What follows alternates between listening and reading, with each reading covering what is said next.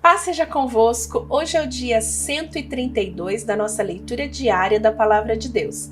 E nós vamos ler hoje o livro de 2 Crônicas, capítulo 24, 25 e 26. Joás tinha 7 anos de idade quando se tornou rei de Judá. Ele governou 40 anos em Jerusalém. A sua mãe se chamava Zíbia e era da cidade de Berseba. Enquanto o sacerdote Joiada vivia, Joás fez o que agradava a Deus, o Senhor. Joiada arranjou para Joás 2 esposas, que lhe deram filhos e filhas. Algum tempo depois, Joás decidiu fazer concertos no templo. Mandou chamar os sacerdotes e os levitas e lhe disse: "Vão pelas cidades de Judá e recebam o dinheiro que o povo deve dar para o pagamento dos concertos que são feitos todos os anos no templo. E façam isso logo." Mas eles não se apressaram. Então o rei mandou chamar o grande sacerdote Joiada e perguntou: "Por que você não exigiu que os levitas trouxessem de Judá e de Jerusalém o imposto que Moisés, servo do Senhor, mandou cobrar do povo para pagar as despesas da tenda da presença de Deus?" Atalia, aquela mulher má, e os seus seguidores haviam estragado o templo e tinham usado os objetos sagrados do templo na adoração do deus Baal. O rei mandou fazer um cofre, que foi colocado perto do portão do templo, do lado de fora. Então anunciaram pela cidade de Jerusalém e pelo país inteiro que o povo devia trazer a Deus o Senhor o imposto que Moisés, servo de Deus, havia mandado cobrar quando eles estavam no deserto. Os chefes e todo o povo vieram alegres e puseram dinheiro no cofre, até que ficou cheio. Todos os dias os levitas levavam o cofre aos funcionários do rei, e quando estes viam que estavam cheios, o secretário do rei e o representante do grande sacerdote vinham, tiravam o dinheiro e levavam o cofre de volta para o templo. Assim, ajuntaram muito dinheiro. O rei e Joiada entregavam dinheiro aos homens que estavam encarregados do trabalho do templo, e estes contratavam pedreiros, carpinteiros e pessoas que trabalhavam com ferro e bronze para fazerem os concertos no templo. Todos puseram mão à obra e trabalhavam tão bem que o templo acabou ficando como era quando tinha sido construído. Ficou até mais forte do que antes. Quando terminaram o trabalho, levaram ao rei e a Joiada o ouro e a prata que haviam sobrado. Eles usaram este ouro e essa prata para fazer os objetos usados para o culto no templo e para os sacrifícios e também para fazer vasilhas e outros objetos. Enquanto Joiada viveu, os sacrifícios foram oferecidos no templo todos os dias. Joiada viveu muito, até ficar bem velho. Ele morreu aos 130 anos de idade e foi sepultado junto com os reis da cidade de Davi, por causa do bom serviço que havia prestado ao povo de Israel, a Deus e ao templo. Depois da morte de Joiada, as altas autoridades de Judá foram falar com o rei e se ajoelharam na frente dele em sinal de respeito, e o rei concordou com o que eles disseram. Aí o povo parou de ir ao templo para adorar a Deus o Senhor, o Deus dos seus antepassados, e começou a adorar os postes da deusa Será e outros ídolos. Por causa desse pecado, o Senhor Deus ficou irado com o povo de Judá e com os moradores de Jerusalém. Mas o Senhor mandou profetas a fim de avisarem o povo que voltassem para ele, porém o povo não deu atenção a eles. Aí o Espírito de Deus veio sobre Zacarias, filho do sacerdote Joiada. Então ele ficou de pé no lugar alto e disse ao povo: "Esta é a mensagem de Deus. Por que desobedecem aos mandamentos de Deus, o Senhor, fazendo assim com que a desgraça caia sobre vocês? Vocês abandonaram o Senhor, e por isso ele também os abandonará." Algumas pessoas fizeram planos para matar Zacarias e, obedecendo a ordem do rei, o mataram a pedradas no pátio do templo. O rei nem pensou no serviço fiel que lhe havia prestado Joiada, o pai de Zacarias. Matou o filho dele. Zacarias, ao morrer, disse: "Que o Senhor Deus veja isso e acerte as contas." Durante a primavera daquele ano, o exército sírio invadiu a terra de Judá e atacou a cidade de Jerusalém. Mataram as altas autoridades do país e mandaram para o país da Síria, em Damasco, tudo que levaram do país.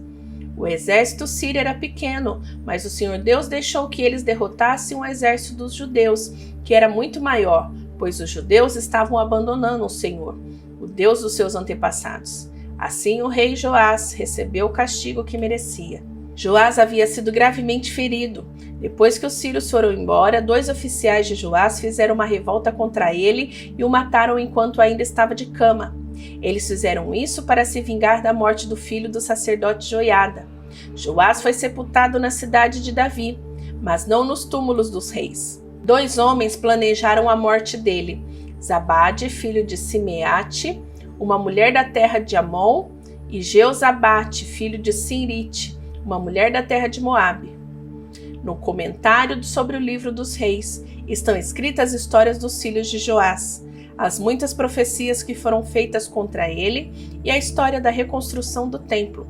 Amazias, filho de Joás, ficou no lugar dele como rei. Amazias tinha 25 anos de idade quando se tornou rei de Judá. Ele governou 29 anos em Jerusalém. A mãe dele se chamava Jeoadã e era da cidade de Jerusalém. Amazias fez o que é agradável a Deus, o Senhor, mas não foi sincero.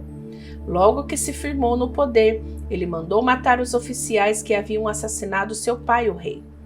No entanto, não mandou matar os filhos deles, mas seguiu o que o Senhor Deus havia ordenado na lei de Moisés. Os pais não serão mortos por causa dos crimes cometidos pelos filhos, nem os filhos por causa de crimes cometidos pelos pais.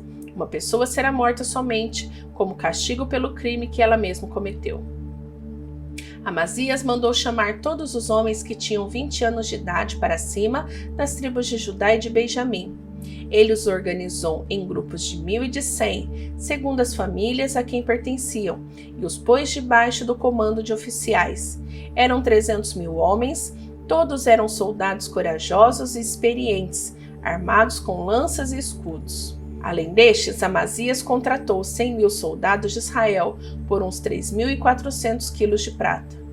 Mas um profeta foi falar com Amazias e disse: Ó rei, não leve esses soldados, pois o Senhor Deus não está com esses homens do reino do norte. Mas se o Senhor achar que com eles o seu exército ficará mais forte, então Deus fará com que o Senhor seja vencido pelos inimigos, pois ele tem poder para dar a vitória ou a derrota.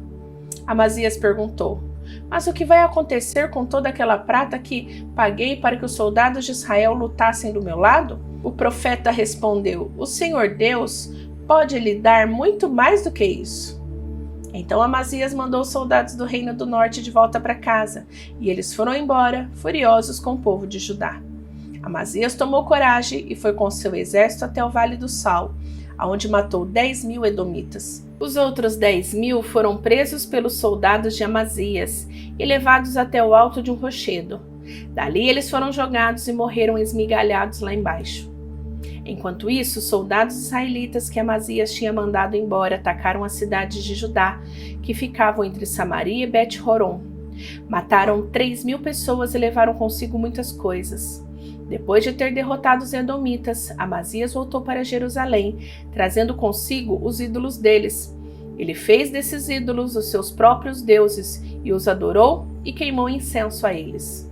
O Senhor Deus ficou irado com Amazias e enviou um profeta que lhe disse o seguinte: Por que o Senhor está adorando esses deuses estrangeiros que não puderam salvar o povo deles nas mãos do Senhor? Mas o rei o interrompeu dizendo: Desde quando eu coloquei você como meu conselheiro? Cale a boca, senão vou mandar matá-lo. O profeta se calou, mas antes disse: Eu sei que Deus decidiu destruí-lo, pois o Senhor fez tudo isso e não deu atenção ao meu conselho.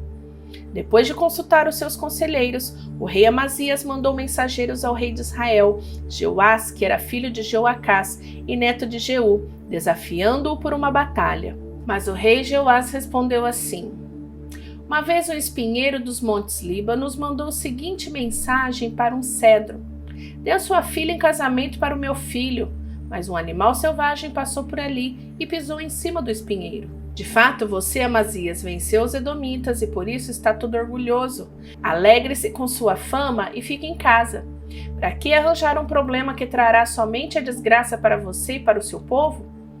Mas Amazias não quis atendê-lo, pois era da vontade de Deus que Amazias e o seu povo fossem presos pelos seus inimigos por terem adorado os deuses dos edomitas. Então o rei Jeoás saiu com seus soldados e lutou contra Amazias em Bet-Semes, na região de Judá. O exército de Amazias foi derrotado e todos os seus soldados fugiram para casa. Jeoás prendeu Amazias em Bet-Semes e o levou para Jerusalém, onde derrubou as muralhas da cidade desde o portão de Efraim até o portão de esquina, um trecho de mais ou menos 200 metros. Ele pegou toda a prata e todo o ouro que achou, pegou todos os objetos do templo que estavam sendo guardados pelos descendentes de Obed-Edom e todos os tesouros do palácio, e também levou reféns e voltou para Samaria. O rei Amazias de Judá viveu 15 anos depois da morte do rei de Israel Jeoás, filho de Jeoacás. Todas as outras coisas que Amazias fez, desde o começo até o fim do seu reinado, estão escritas na história dos reis de Judá e de Israel. Depois que Amazias se revoltou contra Deus, o Senhor, houve uma conspiração em Jerusalém para matá-lo. E por isso ele fugiu para a cidade de Laquis, mas os seus inimigos o seguiram até lá e o mataram. O seu corpo foi levado de volta para Jerusalém num cavalo e foi sepultado nos túmulos dos reis na cidade de Davi. No lugar de Amazias, o povo de Judá pôs como rei o seu filho Uzias, que tinha 16 anos de idade. Depois da morte do seu pai, Uzias reconquistou e construiu de novo a cidade de Elate. Uzias se tornou rei aos 16 anos de idade. Ele governou 52 anos em Jerusalém. A sua mãe se chamava Jecolias e era da cidade de Jerusalém. Seguindo o exemplo do seu pai, Uzias fez aquilo que agrada a Deus, o Senhor. Enquanto Zacarias viveu, Uzias serviu a Deus fielmente, pois Zacarias o ensinou a respeitar o Senhor. Durante esse tempo, Deus o abençoou. Uzias fez guerra contra os filisteus e derrubou as muralhas das cidades de Gate, de Jânia e de Asdod. Depois construiu cidades protegidas por muralhas perto de Asdod, em outros lugares das regiões dos filisteus. Deus os ajudou a derrotar os filisteus, os árabes que moravam em Gur-Baal e os meunitas. O poder de Uzias aumentou e a sua fama se espalhou até o Egito, e os amonitas lhe pagavam impostos. A fim de tornar mais fortes as muralhas de Jerusalém, Uzias construiu torres no portão da esquina e no portão do vale, e no lugar onde a muralha faz a esquina.